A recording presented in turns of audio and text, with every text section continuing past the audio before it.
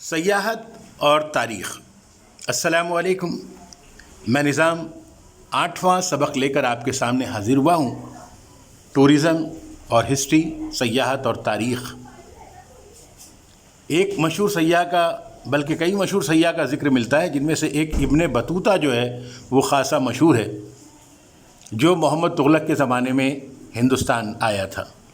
ایسے ابن بطوطہ سے پہلے بھی آنے والے کئی ہیں، جیسے کہ ہیون سانگ ہے اور آپ کا جو ہے فاہیان ہے، لیکن بعد کے زمانے میں ابن بطوطہ اور اس طرح کے دوسرے بہت سارے جو ہیں سیاح آتے رہے اور انہوں نے معلومات حاصل کی، ہمارے ملک کی، ہمارے یہاں کی تاریخ کو جانا۔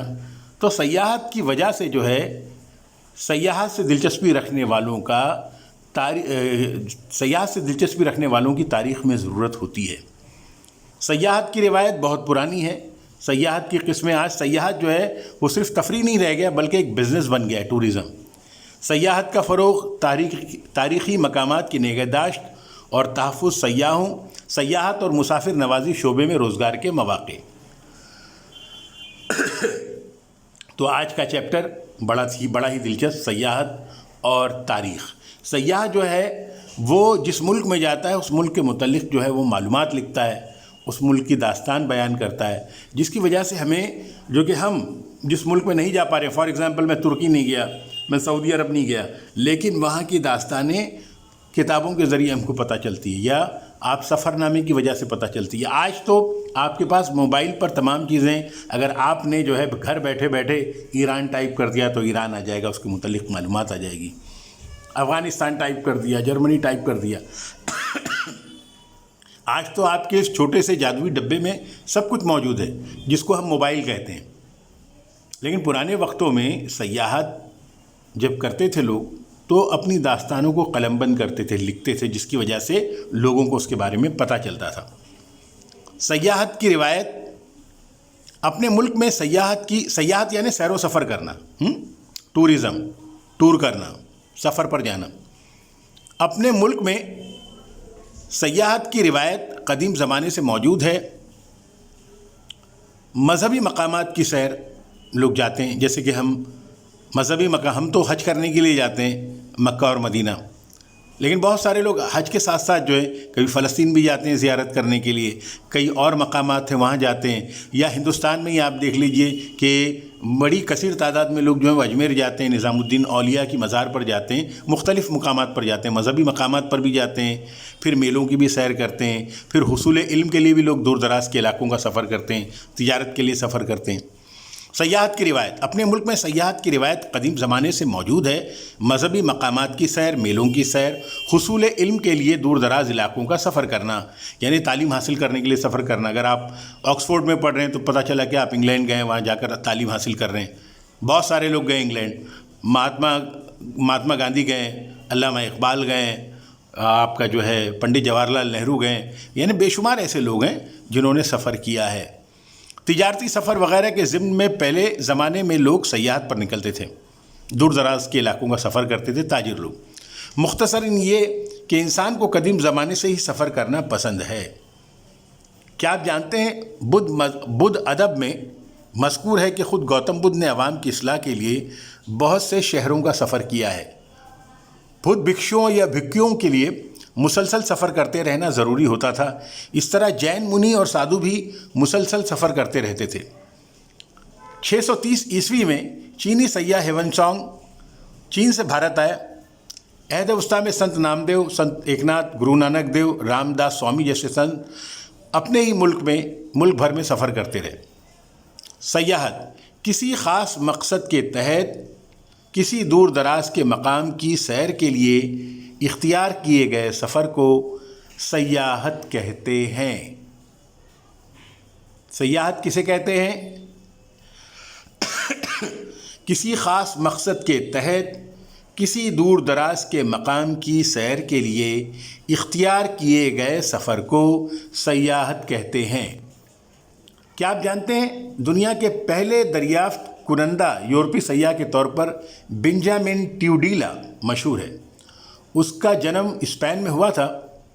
1159 سے 1173 کے درمیان انہوں نے فرانس، جرمنی، اٹلی، یونان، شام، عرب، مصر، عراق، ایران، بھارت اور چین کے سفر کیے۔ انہوں نے اپنے سفر کے تجربات روز نامچے کی شکل میں قلم بند کیے ہیں۔ یہ روز نامچہ تاریخ کا ایک اہم دستاویز ہے۔ آپ کو پتہ ہونا چاہیے کہ جب ایک بڑا مشہور بادشاہ ہے محمود غزنوی، تو محمود غزنوی کے دربار میں ایک بہت بڑا ادیب تھا، ایک بہت بڑا فلاسفر تھا جس کا نام تھا ابو ریحان البیرونی۔ تو ابو ریحان البیرونی بھی محمود غزنوی کے ساتھ انڈیا آیا تھا۔ یعنی ابو ریحان البیرونی یہ یورپی سیاح بنجامن ٹیوڈیلا سے پہلے کا ہے، اور پھر اس نے یہاں کر تاریخ ہند لکھی۔ بہرحال تو دور دراز کے مقام کا لوگ سفر کرتے رہیں، تو دنیا کے پہلے دریافت کنندہ یورپی سیاح کے طور پر یورپ کا جو سیاح ہے اس کا نام ہے بنجامن ٹیوڈیلا ہے۔ کہاں پیدا ہوا تھا؟ یہ اسپین میں پیدا ہوا تھا۔ کہاں کہاں کا سفر کیا اس نے؟ فرانس، جرمنی، اٹلی، یونان، یعنی 1159 سے 1173 تک۔ فرانس، جرمنی، اٹلی، یونان، شام، عرب، مصر، عراق، ایران، بھارت اور چین کے سفر کیے، اور اس نے اپنے تجربات جو ہے، سفر کے تجربات جو ہے، ایک کتاب کی شکل میں، روزنامچے کی شکل میں قلم بند کیے۔ روزنامچہ یعنی ہر روز کی ڈائری کی شکل میں۔ یہ روزنامچہ تاریخ کا ایک اہم دستاویز ہے۔ مارکو پولو جو ہے یہ اٹالین سیاح ہے۔ 13ویں صدی عیسوی میں مارکو پولو نامی اطالوی سیاح نے بر اعظم ایشیا خصوصاً چین کو دنیا سے متعارف کرایا۔ چائنیز جو ہوتے ہیں نا، یہ بہت ہی اپنے آپ کو لیے دیے رکھتے ہیں۔ آج بھی آپ دیکھ لیجئے کہ چین کیا کرتا ہے وہ بتلاتا نہیں ہے۔ اگر اس کے یہاں کووڈ سے کوئی موت ہوتی ہے تو اس کا بھی صحیح فگر سامنے نہیں آتا، وہ کیا کرنے والا ہے اس کے بارے میں پتہ نہیں رہتا۔ ویسے ہی جاپان کا بھی معاملہ ہے۔ ایشین کنٹریز میں بہت سارے ممالک ایسے رہے ہیں جو اپنے آپ کھلتے ہی نہیں ہیں جلدی، تو چائنا ویسا رہا ہے، لیکن مارکو پولو نے جو ہے دنیا کو چین سے متعارف کرایا۔ ایشیا کی طبعی ساخت، سماجی زندگی، حالانکہ مارکو پولو سے پہلے عرب تاجر آتے رہے ہیں پورے ایشیا کے علاقے میں، بزنس انہی سے چلتا رہا ہے، لیکن یورپ میں متعارف کرانے کا جو وہ ہے، یورپ میں اگر کسی نے متعارف کرایا ایشیا کو تو وہ مارکو پولو ہے۔ تو بر اعظم ایشیا خصوصاً چین کو جو ہے وہ دنیا سے متعارف کرایا مارکو پولو نے۔ متعارف کرایا نے اس کا تعارف کروایا، چین کے تعلق سے معلوم پڑا۔ وہ 17 سال چین میں رہے، ایشیا کی طبعی ساخت، سماجی زندگی، ادبی و تہذیبی زندگی اور تجارت سے دنیا کو متعارف کرایا۔ اسی سے یورپ اور ایشیا کے مابین تعلقات اور تجارت کا آغاز ہوا۔ ابن بطوطہ، اس پر ہندی فلم انڈسٹری میں گانا بھی ابن بطوطہ پر۔ ابن بطوطہ اسلامی دنیا کا طویل ترین سفر کرنے والا 14ویں صدی عیسوی کا مشہور سیاح ہے۔ ابن بطوطہ ہے وہ 30 سال تک دنیا بھر میں گھومتے رہے۔ ایک ہی راستے سے دوبارہ سفر نہ کرنا ابن بطوطہ کا عزم تھا کہ ایک جگہ سے جب سفر کر لیے تو اس جگہ دوسری جگہ سے جانا، تو ایک راستے سے دوبارہ سفر نہیں کیا انہوں نے۔ ابن بطوطہ کا عزم تھا ایک ہی راستے سے دوبارہ سفر نہ کرنا۔ عہد وسطیٰ کی تاریخ اور سماجی زندگی سمجھنے کے لیے ابن بطوطہ کے سفر نامے کا مطالعہ نہایت کارآمد ہے۔ گیرہارڈ مرکیٹر 16ویں صدی عیسوی میں دنیا کا نقشہ اور زمین کا گلوب بنانے والے پہلے نقشہ نویس کے طور پر گیرہارڈ مرکیٹر کو شہرت حاصل ہوئی۔ اس کی وجہ سے یورپ کی تحقیقاتی مہمیں تیزی سے چلنے لگیں۔ یورپ جو دنیا کو ڈھونڈنے نکلا، مطلب دنیا کے بارے میں جاننے کی خواہش ہوئی۔ یاد رہے کہ یورپ سے پہلے عرب دنیا کو جانتے تھے۔ یورپ نے عربوں کے بعد سیکھا یہ فن، کیونکہ عرب تاجر تھے اس لیے وہ ہندوستان بھی آتے تھے، یورپ بھی جاتے تھے، ایک جگہ سے دوسری جگہ ان کے جانے کا سلسلہ شروع رہتا تھا۔ عرب تاجر کیوں تھے؟ کیونکہ عرب کا جو علاقہ تھا وہ بنجر علاقہ تھا، خاص طور پہ ریگستانی علاقہ تھا، وہاں پر کاشتکاری کے مواقع کم تھے، اس وجہ سے وہ تجارت کرتے تھے۔ اسی لیے آپ دیکھیے جو مارواڑی ہے، اگر آپ مارواڑ جائیں گے تو وہاں کاشتکاری کے مواقع کم ہے، تو مارواڑی زیادہ تر تاجر ہوتے ہیں، اور وہ ہندوستان بھر میں پھیلے ہوئے ہیں ہر جگہ پر۔ مارواڑ راجستھان میں، لیکن مارواڑی آپ کو ہر جگہ ملیں گے۔ آپ کے ممبرا میں ملیں گے سونے کا کاروبار کرتے ہوئے، یا آپ کا یہ کیا نام اس کا، آپ کا جو ہے میڈیکل لائن میں ملیں گے، خاص طور پہ جو ہے دواؤں کا کام کرتے ہیں، اور اس کے علاوہ جو ہے وہ دوسری بہت ساری چیزیں جو ہے ہارڈ ویئر کا کام کرتے ہیں۔ تو اس طرح بہت سارے کام سے جڑے ہوئے ہیں، اور ہندوستان کے ہر علاقے میں عموماً ایسا ہوتا ہے کہ مارواڑیوں کے یہاں جو ہیں جو شہروں میں تو آگے کی طرف دکان ہوتی ہے اور پیچھے کی طرف مکان ہوتا ہے ان کا. بہرحال تو تاجروں کا جو ہے وہ ایک اپنا ایک انداز ہوتا ہے. ہر ایک جو تاجر ہوتے ہیں وہ ایک الگ الگ اسٹائل سے کام کرتے ہیں. تو مارواڑی جو ہیں وہاں پر مارواڑ کے علاقے میں راجستھان جہاں مارواڑ ہے وہاں پر جو ہے وہ پانی کی بہت زیادہ کمی ہے، جس کی وجہ سے وہ کاشتکاری نہیں کرتے، بزنس میں زیادہ ہیں، کم کرتے ہیں کاشتکاری. 19ویں صدی عیسوی کے نصف آخر میں تھامس کک نے 600 لوگوں پر مشتمل جماعت کی لیسٹر سے لاف برو تک ریلوے سیر کا سفر کیا. اس نے پورے یورپ کی عالیشان دائروی سیر کا کامیاب تجربہ کیا. تھامس کک نے ایک راؤنڈ لگایا، اس نے دائرے کی شکل میں. کک نے ہی سیاحت کی ٹکٹیں بیچنے کی ایجنسی کا ایک کاروبار شروع کیا. یہیں سے جدید سیاحت کا آغاز ہوتا ہے تھامس کک سے. کیا آپ جانتے ہیں مذہبی سیاحت کے لیے ملک کے ایک سرے سے دوسرے سرے تک پیدل سفر کرنے کی روایت بھارت میں پہلے سے ہی موجود تھی.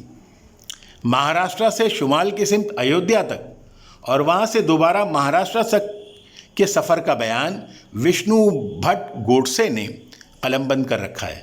مہاراشٹرا سے شمال کی سمت جاتے تھے ایودھیا کی طرف اور وہاں سے دوبارہ مہاراشٹرا آتے تھے. تو وشنو بھٹ نے جو ہے اس چیز کو لکھا ہے. ان کے سفر نامے کا نام ہے میرا سفر. وشنو بھٹ گوڈسے کے سفر نامے کا نام ہے میرا سفر. اس کتاب کی خصوصیت یہ ہے کہ وشنو بھٹ نے یہ سفر 1857 کی جنگ آزادی کے دوران کیا تھا. جنگ کے متعلق بہت ساری باتوں کے وہ خود گواہ تھے. اس کی وجہ سے جنگ اور خصوصاً رانی لکشمی بائی کی زندگی کے متعلق بہت ساری تفصیلات ہمیں معلوم ہوتی ہیں. اتنا ہی نہیں بلکہ ہمیں 18ویں صدی عیسوی کی مراٹھی زبان کی نوعیت کا بھی علم ہوتا ہے. یہ کتاب معاصر تاریخ کا ایک ماخذ ہے. اس زمانے کی تاریخ جو ہے اور مراٹھی زبان کیا ہے اس کا ماخذ ہے، اس کا ذریعہ ہے. سیاحت کی قسمیں. جدید دور میں سیاحت آزادانہ طور پر مقامی، بین ریاستی ایک ریاست سے دوسرے ریاست میں، مقامی طور پر ہونے والی سیاحت، ایک ریاست سے دوسری ریاست میں ہونے والی سیاحت، قومی ملک کے اندر ہی ہونے والی سیاحت، اور بین الاقوامی ملک سے باہر کی سیاحت. یہ پیشہ بن چکا ہے، یہ کاروبار بن چکا ہے. تو سیاحت اب گھومنے پھرنے کے لیے سیاحت جو ہے کاروبار بن چکا ہے. سیاحت کی ترغیبات میں ملکی اور غیر ملکی قدیم عمارتیں، تاریخی شہرت یافتہ اور قدرتی نظاروں سے مالا مال مقامات، قدیم فنکارانہ مصنوعات کے مراکز، مذہبی مقامات، صنعتی اور دیگر منصوبوں کا جائزہ لینا وغیرہ شامل ہیں. قدرتی اور مصنوعی چیزوں کی دلکشی اور عظمت کا از خود مشاہدہ کرنے کی خواہش دنیا بھر کے سیاحوں کو ہوتی ہے. خود مشاہدہ کریں گے قدرتی چیز کیا ہے، مصنوعی چیز کیا ہے، اس کی دلکشی کیا ہے، اس کی عظمت کا راز کیا ہے. تو یہ سیاح جو ہے وہ خود مشاہدہ کرنا چاہتے ہیں، اس وجہ سے وہ سیاحت کرتے ہیں. اس کی وجہ سے برفانی چوٹیاں، ظاہر سی بات ہے کہ آدمی خود دیکھنے میں جو مزہ آتا ہے وہ سننے میں مزہ نہیں آتا ہے.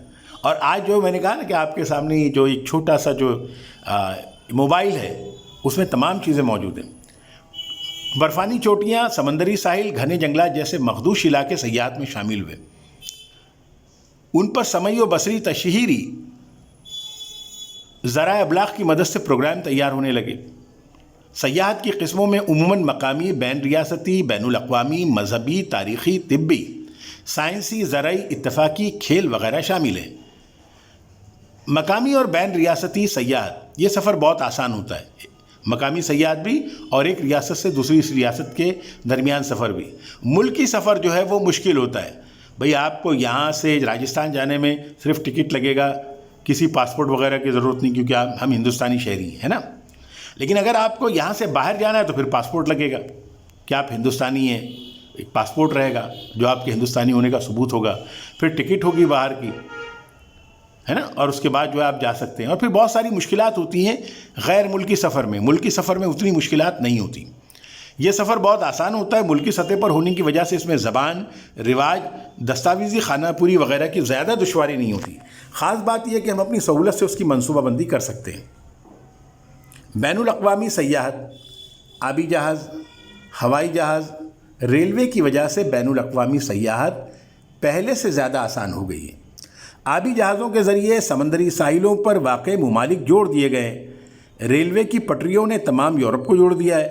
ہوائی جہاز کی وجہ سے دنیا قریب ترین ہو گئی ہے. معاشی وسعت کے بعد بھارت سے غیر ممالک جانے والوں کی اور غیر ممالک سے بھارت آنے والوں کی تعداد میں اضافہ ہو گیا ہے۔ بھائی باہر سے ٹورسٹ آتے ہیں یا ہم جاتے ہیں تو ہم وہاں کی دولت میں اضافہ کرتے ہیں۔ اگر باہر سے لوگ تاج محل دیکھنے آتے ہیں، لال قلعہ دیکھنے آتے ہیں، قطب مینار دیکھنے آتے ہیں یا دوسری بہت ساری چیزیں دیکھنے آتے ہیں تو اس سے ہم کو بین الاقوامی کرنسی ملتی ہے، بیرونی زر مبادلہ ملتا ہے، پیسہ ملتا ہے، ہمارے یہاں کی سیاحت بڑھتی ہے، لوگوں کو روزگار ملتا ہے۔ تو سیاحت سے روزگار کا اب گہرا تعلق ہو گیا ہے۔ معاشی وسعت کے بعد بھارت سے غیر ممالک جانے والوں کی اور غیر ممالک سے بھارت آنے والوں کی تعداد میں اضافہ ہو گیا ہے۔ اعلیٰ تعلیم، تفریح، مقامات کی سیر، پیشہ ورانہ کام، میٹنگیں، کانفرنسز، فلم سازی جیسے کاموں کے لیے ملکی اور غیر ملکی سیاحت کا تناسب بڑھ گیا ہے۔ ابھی حالیہ دنوں میں آپ کو یاد ہوگا، ایک 4-5 روز پہلے کی بات ہے، زیادہ سے زیادہ ہفتہ بھر پہلے کی بات ہے کہ عامر خان جو ہے اس نے طیب اردغان کی مسز سے ملاقات کی۔ عامر خان کی ایک لال سنگھ چڈھا نامی کوئی فلم آ رہی ہے جس میں ترکی کا جو ہے وہ ترکی کو بھی فلمایا گیا، ترکی کے مختلف مقامات کو بھی فلمایا گیا ہے۔ تو بہرحال فلموں کی پروموشن کے لیے بھی لوگ جاتے ہیں، ہے نا۔ ٹائیگر زندہ ہے یا ٹائیگر جو ہے، ایک تھا ٹائیگر، تو وہاں پر جو ہے ترکی کے بہت سارے سین لیے گئے سلمان خان کی فلم میں۔ تو لوگ سیاحت اس لیے بھی کرتے ہیں، فلمیں بھی جو ہیں دوسرے مقامات کی سیر کی جاتی ہے، وہاں فلمیں پکچرائز کی جاتی ہیں، تو سیاحت کا جو ہے فروغ ہوا ہے۔ تو بہت سے کام، فلم سازی جیسے کاموں کے لیے ملکی اور غیر ملکی سیاحت کا تناسب بڑھ گیا ہے۔ تاریخی سیاحت عالمی سیاحت کی یہ ایک اہم قسم ہے۔ تاریخ کے متعلق لوگوں کے تجسس کو دیکھتے ہوئے تاریخی سیاحتی سیر کا انعقاد کیا جاتا ہے۔ مہاراشٹر میں چھترپتی شیواجی مہاراج سے متعلق قلعوں کے محقق گوپال نیل کنٹھ دانڈیکر قلعوں کی سیاحت کا انعقاد کرتے تھے۔ گوپال نیل کنٹھ دانڈیکر، تو یہ چھترپتی شیواجی مہاراج سے متعلق قلعوں کے محقق ہیں، تو سیاحت کا انعقاد کرتے تھے۔ بھارتی سطح پر راجستھانی قلعے، مہاتما گاندھی اور آچاریہ ونوبا بھاوے سے متعلق آشرم، 1857 کی جنگ آزادی سے متعلق مقامات وغیرہ جیسے تاریخی مقامات کی سیر کی منصوبہ بندی کی جاتی ہے۔ جغرافیائی سیاحت، اس میں مختلف جغرافیائی خصوصیات کے مشاہدے کے لیے سیاحت کی جاتی ہے، سیر کی جاتی ہے۔ مامن جنگلات کی سیر کرتے ہیں، ویلی آف فلاورز کی سیر کرتے ہیں، پھولوں کی وادی اتراکھنڈ وغیرہ۔ پھر لوگ کشمیر کی سیر کرنے کے لیے آتے ہیں، برف ہے نا، اور پھر جو ہے کشمیر جو ہے اسے تو جنت نظیر کہا جاتا ہے۔ تو کشمیر جو ہے وہ ایک بہت ہی خوبصورت مقام ہے، آپ اس کو ایشیا کا سوئٹزرلینڈ کہہ سکتے ہیں۔ اسی طرح سوئٹزرلینڈ کو جو وہ یورپ کا کشمیر کہتے ہیں لوگ۔ تو کشمیر جو ایک اہم مقام ہے، اور پھر یہ اتراکھنڈ میں پھولوں کی ویلی ہے، پھولوں کی وادی ہے، سمندری ساحل ہے، جغرافیائی خصوصیات رکھنے والے مقامات ہیں، مثلاً لونار جھیل، نگھوش میں رانجن کھڑگے وغیرہ کا شمار جغرافیائی سیاحت میں ہوتا ہے۔ اس میں بہت سے مقامات پر قدرتی مناظر کا مشاہدہ کرنے کی خواہش اور تجسس کے ساتھ بہت سارے سیاح ان مقامات کی سیر کرتے ہیں۔ ویلی آف فلاورز اتراکھنڈ میں دنیا بھر کے مختلف سماج کے لوگ مختلف مقامات پر پھیلے ہوئے ہیں۔ ان میں رائج دیو مالائی کہانیاں اور ان کہانیوں سے وابستہ جغرافیائی مقامات کی وجہ سے ان میں یکجہتی کا جذبہ قائم رہتا ہے۔ ان مقامات کی سیر بہت اہمیت کی حامل ہوتی ہے، اسی سے مذہبی سیاحت کا آغاز ہوتا ہے۔ مثلاً 4 دھام، 12 جیوترلنگ، اکثر مقامات پر لوگوں کے سہولت بخش انتظام کی خاطر اہلیہ بھائی ہولکر نے اپنی ذاتی ملکیت سے عوامی فلاح کے کام کیے۔ طبی سیاحت میڈیکل کے کام کے لیے جب آپ سیاحت کرتے ہیں کسی طبی مقصد سے تو طبی سیاحت کہلاتی ہے۔ مغربی لوگوں کی رائے میں بھارت میں طبی سہولیات اور خدمات معیاری ہیں، جس کی وجہ سے غیر ملکی لوگ بھارت آنے لگے۔ بھارت میں وافر مقدار میں شمسی روشنی، سورج کی توانائی حاصل ہوتی ہے، جس سے فائدہ حاصل کرنے کے لیے دنیا بھر سے لوگ بھارت آتے ہیں۔ یوگا کی تعلیم اور آیورویدک معالجے کے لیے بھی غیر ملکی سیاح بھارت آتے ہیں۔ زرعی سیاحت، کھیتی باڑی کے لیے، ہے نا، کھیتی باڑی ہمارے ملک میں خاصی ہوتی ہے۔ شہروں میں پلے بڑے اور زراعت سے ناواقف لوگوں کے لیے سیاحت کی قسم زرعی سیاحت دور حاضر میں بہت تیزی سے ارتقاء پذیر ہے۔ حالیہ زمانے میں کاشتکار دور دراز واقع زرعی تحقیقی مراکز، زرعی یونیورسٹی، زراعت یعنی کھیتی باڑی، ایگریکلچر، زراعت کے شعبے میں نئے تجربات کی روشنی میں نئی تکنیک پر عمل درآمد کرنے والے اسرائیل جیسے ممالک وغیرہ مقامات کی سیر کرتے ہیں۔ اسرائیل کی یہ خاص بات کیا رہی ہے؟ حالانکہ ایک غاصب ملک ہے، اس نے اربوں کی زمین پر قبضہ کیا، لیکن اس نے جس علاقے پر قبضہ کیا اس میں ایک بڑا حصہ ریگستانی بھی تھا، تو اس نے ریگستان میں پھول کھلائے۔ اس نے سائنس کے ذریعے سائنس کا استعمال کھیتی باڑی میں کیا۔ تو لوگ جاننا چاہتے ہیں کہ بھائی اس نے ایسا کیسے کیا، جبکہ ایسے ریگستانی علاقوں میں اگر کھیتی باڑی کرنا ہے یا ماڈرن اسٹائل سے کرنا ہے تو یہ بہت بڑی بات ہے۔ تو اس کام میں اسرائیل نے ترقی کی ہے، تو دنیا بھر کے لوگ وہاں جاتے ہیں اس چیز کو دیکھنے کے لیے کہ انہوں نے کس طرح کی ٹیکنالوجی کا استعمال کیا ہے، تاکہ زراعت کی جدید ترین ٹیکنالوجی کی معلومات حاصل کریں۔ کھیل سیاحت، 20ویں صدی میں کھیل سیاحت کو فروغ حاصل ہوا۔ عالمی سطح پر اولمپک، ومبلڈن اور شطرنج کے عالمی مقابلے، بین الاقوامی کرکٹ مقابلوں کے علاوہ ملکی سطح پر ہمالیہ کار ریلی اور مہاراشٹرا میں ریاستی سطح پر کیسری کشتی کے مقابلے ہوتے ہیں۔ ہمالیہ پر کار ریلی کا پروگرام ہوتا ہے، مہاراشٹرا میں ہوتے ہیں کشتی کے پروگرام۔ اس طرح کے مقابلے دیکھنے کے لیے سفر کرنے والوں کو کھیل سیاحت کہتے ہیں۔ یا آپ کرکٹ کا مقابلہ دیکھنے یہاں سے چلے گئے باہر یا یہیں ہندوستان میں چلے گئے تو وہ ایک طرح کا سفر ہی ہوا۔ اتفاقی سیاحت یعنی سفر۔ انسان سیر سپاٹے اور سیاحت کے لیے بہانے ڈھونڈتا ہے۔ آج 21ویں صدی میں سیاحت کے بہت سارے مواقع دستیاب ہیں، مثلا دنیا بھر کے مختلف ممالک میں منعقد کی جانے والی فلمی تقریبات، فلم فیسٹیولز، کانفرنسیں، بین الاقوامی کتاب میلے۔ ابھی جیسے کتاب میلے سے یاد آیا کہ ایک سال پہلے ممرا میں کتاب میلہ لگا تھا۔ یہ آپ کا جو ہے اپنا ایم ایم ویلی میں یہ کیا اس کے ٹھیک سامنے میونسپل اسکول کے سامنے، تو یہ جو کتاب میلہ لگا تھا این ایم ویلی میں، تو وہاں پر لوگ گئے تھے اور پورے ممرا کوسا ہی نہیں بلکہ پورے مہاراشٹرا سے لوگ آئے تھے اس کتاب میلے میں، اور کتابیں آئیں دلی سے، دنیا بھر کے علاقوں سے آئی، ہندوستان بھر کے علاقوں سے آئی اردو کتابیں، اور اس اردو کتابوں کو دیکھنے کے لیے، خریدنے کے لیے اسکولز کے بچے گئے، اس کے علاوہ کالجز کے لوگ آئے، اس کے علاوہ جو ہے مذہبی کتابیں بھی وہاں بکی، وہاں پر لوگ آئے۔ تو ایک بڑا میلہ لگا تھا جو اچھا خاصا چلا، تقریباً جو ہے وہ 3 دن تھا وہی میلہ۔ تو اس میلے کو لوگوں نے دیکھا، کتاب میلے سے فیضیاب ہوئے لوگ، کتابیں خریدی لوگوں نے، اور میلے سے پہلے کی تیاری جو ہوتی ہے وہ بھی بڑی زبردست ہوتی ہے۔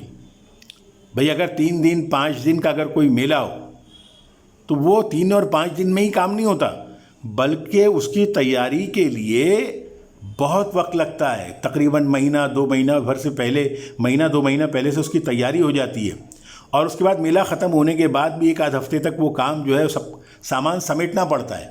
یعنی وہ اگر 3 دن کا میلہ منعقد ہوتا ہے یا 5 دن کا میلہ منعقد ہوتا ہے کتاب میلہ، تو وہ اتنی آسانی سے کتاب میلہ تو ہو جاتا ہے، لیکن اس کے بعد جو ہے کام کو سمیٹتے وقت لگتا ہے۔ بہرحال تو بین الاقوامی کتابی میلے، ان وجوہات کے پیش نظر لوگ مختلف مقامات کا سفر کرتے ہیں۔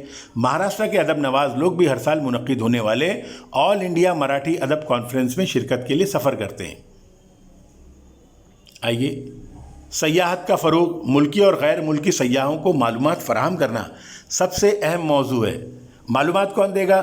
جو اس علاقے کے بارے میں جانتا ہو۔ تو آپ کو پتا ہوگا کہ جب لوگ جاتے ہیں، ٹورسٹ جاتے ہیں، تو ان کے ساتھ ایک گائیڈ ہوتا ہے جو بتلاتا ہے کہ بھائی یہ جو ہے تاج محل ہے، یہ 19ویں صدی میں بنا ہے، یہ فلاں ہے، یہ گیٹ وے آف انڈیا ہے، یہ گیٹ وے آف انڈیا جو ہے وہ کنگ جارج پنجم کے آنے پر قائم کیا گیا ہے نا، اور اس کے علاوہ جو ہے آپ تاج محل ہوٹل دیکھ رہے ہیں۔ پھر سب سے پہلی جو کالج بنی ہے ممبئی میں اس کا نام ہے ایلفنسٹن کالج، جو 1845 میں جو ہے وہ قائم ہوتی ہے، اور اس کالج میں جو ہے دادا بھائی نوروجی پڑھے ہیں، آپ کا جو ہے ڈاکٹر امبیڈکر پڑھے ہیں، اور مختلف لوگ پڑھے ہیں، فلمی اداکار سنجے دت پڑھے ہیں۔ اور اپنا بدرالدین طیب جی جنہوں نے ویٹی انجمن کی بنیاد ڈالی وہ پڑھے ہیں. تو مطلب بہت سارے لوگ، لوکمانیہ تلک، گوپال کرشن گوکھلے اور بہت ساری شخصیتیں جو ہے وہاں سے پڑھی ہیں. پھر اس کے بعد جو ہے اور دوسرے بہت سارے کالجز ہیں. اس کے بعد سیاحتی مقامات ہیں. بامبے یونیورسٹی ہے، اس کے قریب جو ہے ممبئی سے قریب جو ہے وہ سمندر کے قریب، سمندر میں جو ہے ایک مقام ہے جس کو کہتے ہیں ایلیفینٹا، اس کو بھی لوگ دیکھنے کے لیے جاتے ہیں. تو بہت ساری چیزیں سیاح دیکھنے کے لیے آتے ہیں. ملکی اور غیر ملکی سیاحوں کو معلومات فراہم کرنا سب سے اہم موضوع ہے. سیاحوں کی نقل و حمل اور تحفظ. سیاح کہاں آئیں گے جائیں گے؟ جہاں پر آنے جانے کی سہولت ہوگی. اور تحفظ یعنی ایسا نہیں ہو کہ لوگ ان کو لوٹ ڈالیں. تو اگر ایسا مقام کوئی ہوگا تو لوگ وہاں جانا پسند نہیں کریں گے. کیا آپ جانا پسند کریں گے؟ آپ بھی جانا نہیں پسند کریں گے. جہاں پر تحفظ حاصل ہو، جہاں پر آنے جانے کے ذرائع ہوں، جہاں پر سفر کی سہولت ہو، جہاں پر معیاری قیام گاہیں ہوں، جہاں پر سفر میں طہارت خانوں کا انتظام ہو، تو ایسی جگہ سیاح جاتے ہیں. سیاحوں کی نقل و حمل اور تحفظ، سفر کی سہولیات، معیاری قیام گاہوں کا انتظام، سفر میں طہارت خانوں کی سہولیات وغیرہ کو سیاحت میں ترجیح دینا ضروری ہے. اسی لیے سیاح آتے ہیں نا، صاف ستھرے مقام کو ہی دیکھنے آئیں گے. معذور سیاحوں کی ضروریات پر بھی خصوصی توجہ کی ضرورت ہوتی ہے. تاریخی ورثے کی بقا کے لیے احتیاط برتنا ضروری ہوتا ہے. تاریخی عمارتوں کو خراب کرنے سے بچنا، دیواروں پر عبارت لکھنا یا درختوں پر کندہ کاری کرنا، پرانی عمارت کو بھڑکدار رنگوں سے رنگنا، سیر کی جگہ سہولتوں کا فقدان ہونا، یعنی سہولتیں نہیں ہونا، سیر کی جگہ تو ہے جس سے گندگی بڑھتی ہے، ان تمام امور سے بچنا ضروری ہے.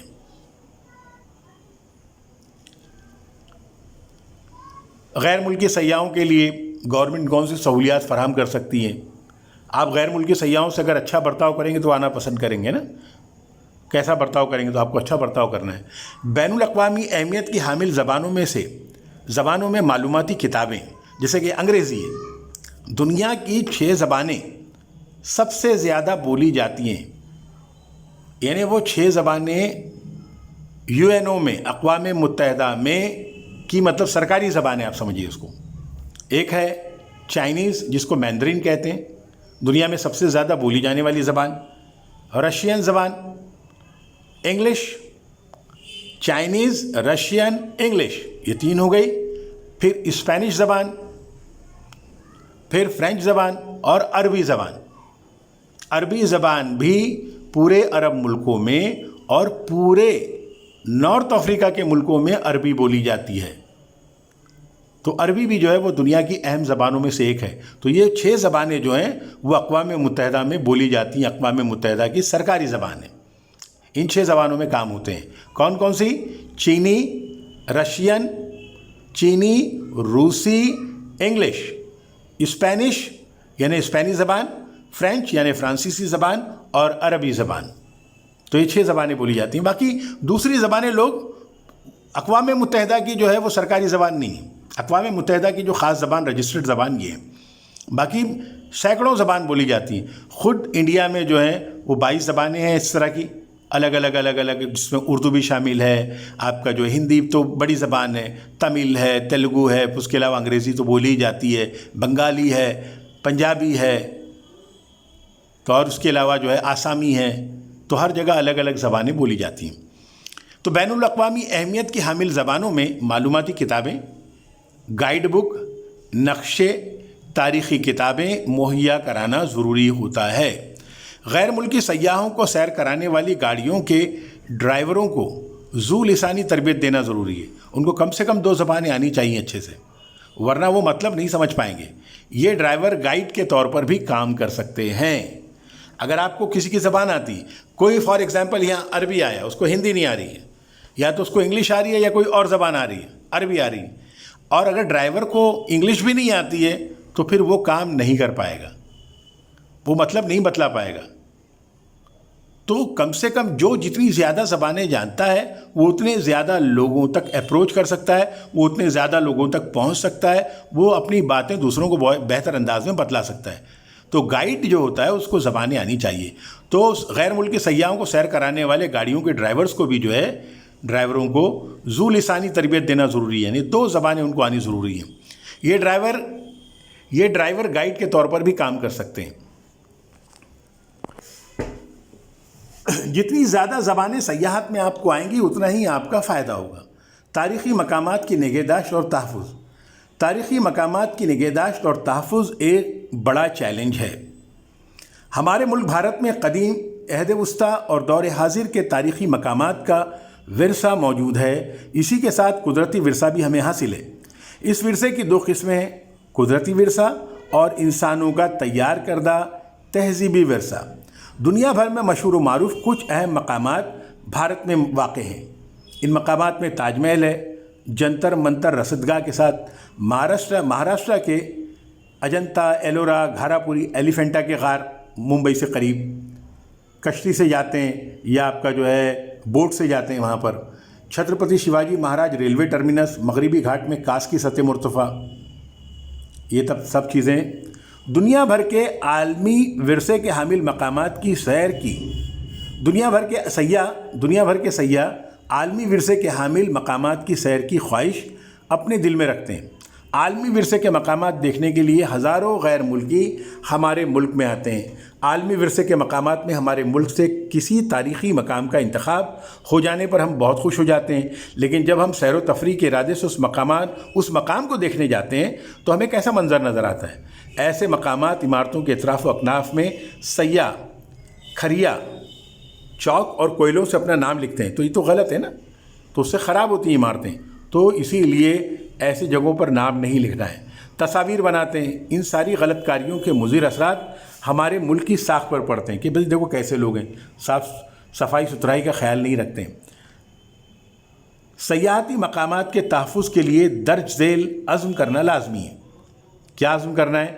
میں سیاحتی مقامات کی صفائی کا خیال رکھوں گی، گندگی نہیں کروں گی، کسی بھی تاریخی عمارت کو خراب نہیں کروں گی، ہے نا، کہ ہم کو کسی بھی ہمارے سیاحتی مقامات کو صاف رکھنا ہے، گندگی نہیں کرنا ہے، تاکہ لوگ زیادہ سے زیادہ آئیں، کیونکہ لوگ صاف ستھری چیزوں کو دیکھنا ہی پسند کرتے ہیں نا، گندگی دیکھنے تھوڑی آتے ہیں۔ سیاحت اور مسافر نوازی شعبے میں روزگار کے مواقع۔ سیاحت سب سے زیادہ روزگار کے مواقع فراہم کرنے والی صنعت ہو سکتی ہے۔ اگر ہم پیشہ ورانہ نقطۂ نظر سے اس طرف توجہ دیں تو یہ ایک مستقل روزگار ہے۔ اس شعبے میں اختراعی تجربات کرنے کے وافر مواقع موجود ہیں۔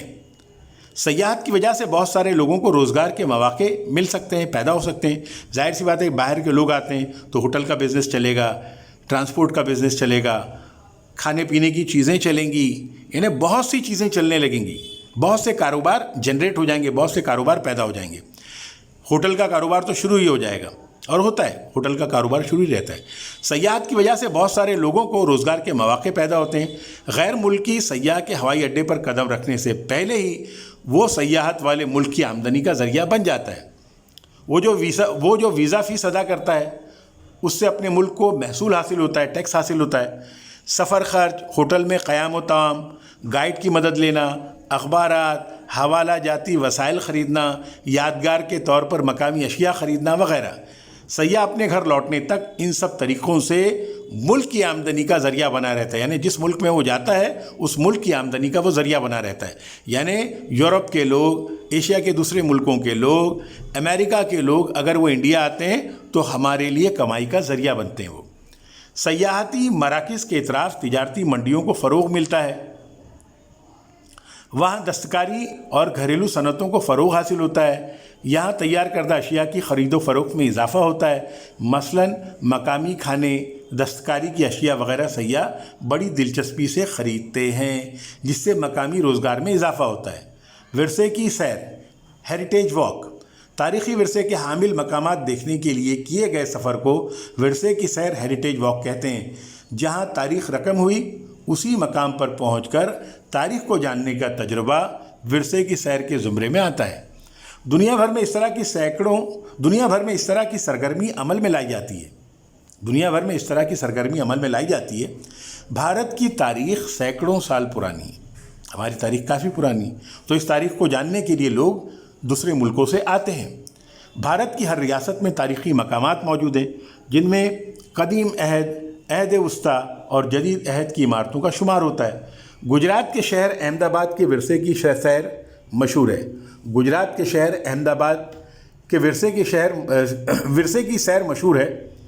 गुजरात का शहर जो है अहमदाबाद, वो गुजरात के बादशाह अहमद शाह, गुजरात का जो बादशाह था अहमद शाह, उसके नाम पर इस शहर का नाम रखा गया अहमदाबाद। तो विरसे की सैर, शहर अहमदाबाद की जो सैर है, विरसे की सैर मशहूर है। यानी जिस तरह दिल्ली जो है वो एक तारीख़ी शहर है, उस तरह अहमदाबाद भी तारीख़ी शहर है। महाराष्ट्र में आप आएँ तो आपको अहमदनगर भी तारीख़ी शहर नज़र आएगा। कर्नाटक में बीजापुर भी तारीख़ी शहर नज़र आएगा, है ना। हैदराबाद तारीख़ी शहर है। तो हमारे मुल्क में आगरा वो तारीख़ी शहर है, वहाँ किला भी है, वहाँ पर जो है ताज महल भी है, दुनिया के 7 अजायबात में से एक। महाराष्ट्र में भी जो है तारीख़ी मकामात हैं। कोई सह्याद्री की वादियों से लगकर जो किले हैं, कोई सह्याद्री की वादियों में जो किले हैं या पहाड़ों पर जो किले हैं, तो तारीख़ी मकामात बहुत सारे हैं। महाराष्ट्र में मुंबई और पुणे में इस तरह के प्रोग्राम मुनक्किद किए जाते हैं जिसके ज़रिए तारीख़ी इमारतों की निगहदाश्त करना, उनकी मालूमात हासिल करना और उसे मुख्तलिफ़ ज़राए से दुनिया भर में पहुँचाना जैसी सरगर्मियों का इनेकाद किया जाता है। जैसे आप अगर कोकण में जाएँ तो मुरुड जंजीरा का किला है, जिसको मराठा सल्तनत कभी फ़तेह नहीं कर पाई। वो किला कैसा होगा आप सोचो। और वो आज़ादी के बाद वो हिंदुस्तान में जम हुआ, भारत में जम हुआ, मतलब था भारत में ही, लेकिन पहले तो मतलब अलग उसकी शनाख्त थी ना, तो फिर वो सारी चीज़ें जम हो गई, तो वो भी जम हुआ। यानी अब वो भारत, मतलब वो पहले भी भारत का हिस्सा था जुग्राफियाई तौर पर, लेकिन पहले तो राजाओं की हुकूमत हुआ करती थी, हर जगह अलग अलग बादशाह हुआ करते थे। यानी जब अंग्रेज़ों की हुकूमत इंडिया में थी तब भी वो किला, उस किले की, मुरुड जंजीरा के जो किला है, जंजीरा का किला, उसकी एक आज़ादाना हैसियत थी, वहाँ नवाब की हुकूमत थी। ठीक है कि वो नवाब अंग्रेज़ों के ही बाद में ज़ेर असर होते थे या अंग्रेज़ों से उनसे दोस्ताना ताल्लुकात होते थे, लेकिन उनकी एक अपनी हैसियत रही है। उस किले को कोई भी फतेह नहीं कर सका। निज़ाम शाही सल्तनत के ज़रिए बनाया गया एक किला है। असल में एक मल्लाह था, एक कोली था, उसने उस किले को बनाया। पहले वो एक मिट्टी का किला हुआ करता था, फिर उसने बादशाह से इजाज़त ली और उसको और अच्छा बनाया। फिर जब बादशाह के ज़ेर असर वो चीज़ आई तो बादशाह ने उसको एक मज़बूत किले में तब्दील कर दिया, जिसको फ़तेह करना बहुत ही मुश्किल था, तकरीबन नामुमकिन है, उसे फ़तेह कोई भी नहीं कर पाया। तो मुरुड जंजीरा का किला, जो समंदर में जंजीरा का किला कहते हैं, मुरुड, ये कहाँ पर है? रायगढ़ में। अभी रायगढ़ में महाड़ के इलाके में, रायगढ़ का एक इलाका है ना महाड़, जहाँ बिल्डिंग गिरी कल या परसों में। तो बहरहाल कहने का मतलब ये कि हमारे यहाँ तारीख़ी मकामात बहुत ज़्यादा हैं। तो कोकण में भी तारीख़ी मकामात हैं। फिर सिंधुदुर्ग का किला है कोकण में। आप कोकण से आगे चलते, कोकण पट्टी ही पड़ता है, रत्नागिरी के आगे सिंधुदुर्ग है, वहाँ किला है। तो बहुत सारे किले यहाँ पर हैं। यहाँ पर महाराष्ट्र में ही जो है वसई, जिसको बोलते हैं बसीन का किला, वसई का किला है। तो इस तरह बहुत सारे किले आपको नज़र आएंगे महाराष्ट्र में। तारीख़ी शख्सियात के मकानात भी जो हैं वो तारीख़ी विरसे में शामिल होते हैं। तो ये एक चीज़ है कि तारीख़ी इमारतों की निगहदाश्त करना, मालूमात हासिल करना और मुख्तलिफ़ ज़राए से दुनिया भर में पहुँचाना, ये सरगर्मियाँ भी होती हैं। तारीख़ी विरसे में तारीख़ी शख्सियात के मकानात भी तारीख़ी विरसे में शुमार होते हैं। कुछ जगहों पर इस तरह के मकामात पर तख्तियाँ लगाई जाती हैं। जैसे हमारे यहाँ जो जिना हाउस है मलबार हिल पर, बानिए पाकिस्तान जिन्होंने पाकिस्तान बनाया, मोहम्मद अली जिना, तो उनका मकान हुआ करता था, उनका बंगला था, वो भी एक तारीख़ी विरसा है। फिर बिरला हाउस भी तारीख़ी विरसा है। फिर आगा खान पैलेस जो आपका पुणे में है, वो भी एक तारीख़ी विरसा है। तो तारीख़ जो है कि भाई यहाँ कुछ लोग थे, यहाँ रहते थे। फिर अंग्रेज़ों ने जो जो चीज़ें बनाई, जैसे गेटवे ऑफ इंडिया बनाया गया किंग जॉर्ज पंजूम के आने पर, तो वो भी एक तारीख़ी विरसा है। आज जिसको हम छत्रपति शिवाजी टर्मिनस बोलते हैं, जिसका पुराना नाम वीटी है, वीटी था विक्टोरिया टर्मिनस, वो भी एक तारीख़ी विरसा है, वो पूरी की पूरा स्टेशन।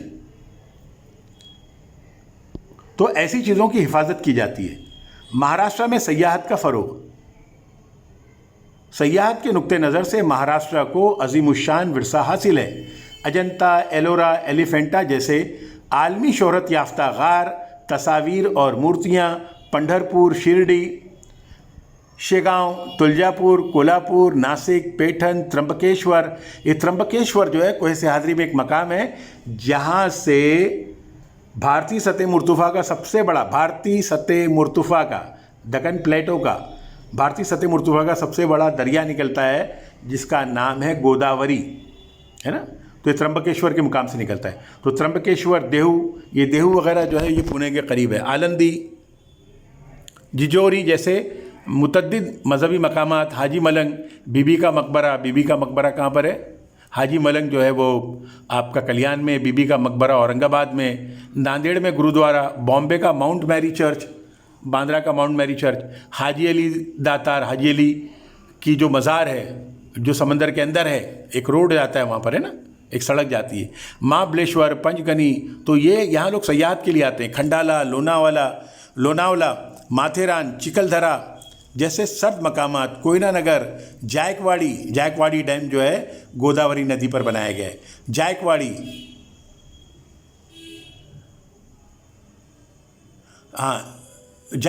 بھاٹ نگر. جائکواڑی ڈیم جو ہے وہ پیٹھن میں ہے. جائکواڑی ڈیم پیٹھن میں. یہ پیٹھن جو ہے وہ اورنگ آباد سے قریب پڑتا ہے. بھاٹ نگر، چاندولی کے بند، داجی پور، ساگریشور، تاڑوبا کے جنگلی مامن وغیرہ مہاراشٹر کے اہم سیاحتی مراکز ہیں.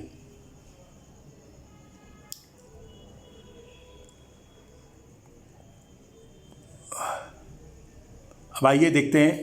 کیا آپ جانتے ہیں بھارت کا پہلا عجیب و غریب کتابوں کا گاؤں؟ مہابلیشور سے قریب بھیلار قدرتی مناظر سے آراستہ اور اسٹرابیری کی مٹھاس والے گاؤں ہے. یہ گاؤں جو ہے یہاں پر اسٹرابیری ملتی ہے. کہاں پر؟ یہ مہابلیشور سے قریب ہے، بھیلار کر کے. اس کتابوں کے گاؤں میں کئی گھروں میں سیاحوں کے لیے کتابیں رکھی ہوئی ہیں.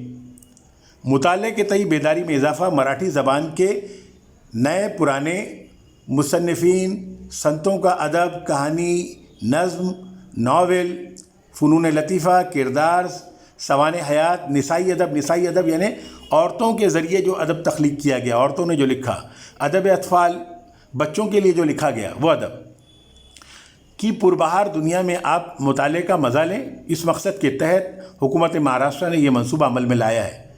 اگر آپ سیاحت کے لیے مہابلیشور جائیں تو بھیلار گاؤں یعنی کتابوں کے گاؤں کو ضرور دیکھیں. پھر مہابلیشور، پنچ گنی، یہ سرد آب و ہوا کے مقامات ہیں. ہزاروں سیاح ان مقامات کی سیر کو جاتے ہیں. وہاں گائیڈ سیاحوں کو کچھ اہم جگہوں کی معلومات دیتے ہیں اور انہیں وہ جگہ دکھاتے ہیں. کچھ مخصوص جگہوں پر فوٹوگرافر تصویریں نکال کر دیتے ہیں. گھوڑے والے گھوڑے کی سواری کرواتے ہیں. یہ سب کام وہاں کے مقامی لوگ کرتے ہیں. اس کام کی وجہ سے انہیں بہتر روزگار ملتا ہے. یعنی سیاحت ان کی گزر و بسر کا ذریعہ ہے. معیاری تعلیمی اداروں کا دورہ کریں. کسی جگہ کی مقامی تہذیب کو معلوم کریں. تاریخ ہے، رسم و رواج ہے، تاریخی یادگاروں کا دورہ کرنا ہے. مختلف شعبوں میں حاصل کردہ کامیابی کا مطالعہ کرنا. وہاں کیسا رقص چلتا ہے، کیسی موسیقی ہے، جشن وغیرہ میں حصہ لینا. اس شہر کو کیا کہیں گے؟ تہذیبی سیر کہیں گے یا تہذیبی سیاحت کہیں گے. تو 1975 میں مہاراشٹر کارپوریشن برائے فروغ سیاحت کی بنیاد رکھی گئی. یعنی کس طرح سیاحت کو فروغ دیں ان تمام مقامات پر. تو اس کے لیے کیا ہے؟ مہاراشٹر کارپوریشن برائے فروغ سیاحت، اس کی بنیاد رکھی گئی 1975 میں. اس کی وجہ سے سیاحت کو فروغ حاصل ہوا. اس کارپوریشن کے ذریعے ریاست میں 47 جگہوں پر سیاحوں کی رہائش کا انتظام کیا گیا ہے، جس میں تقریباً 4000 سے زائد سیاحوں کی رہائش کا انتظام ہوتا ہے. اس طرح کئی نجی تاجر اس تجارت میں شامل ہوتے ہیں. تو ایک طرح کی یہ تجارت بھی ہے. سیاحت جو ہے وہ تجارت ہے. تو آپ جب سیاحت کا پیشہ آج تجارت کی شکل اختیار کر گیا ہے، تو آپ جو ہے ان چیزوں کو پڑھیں.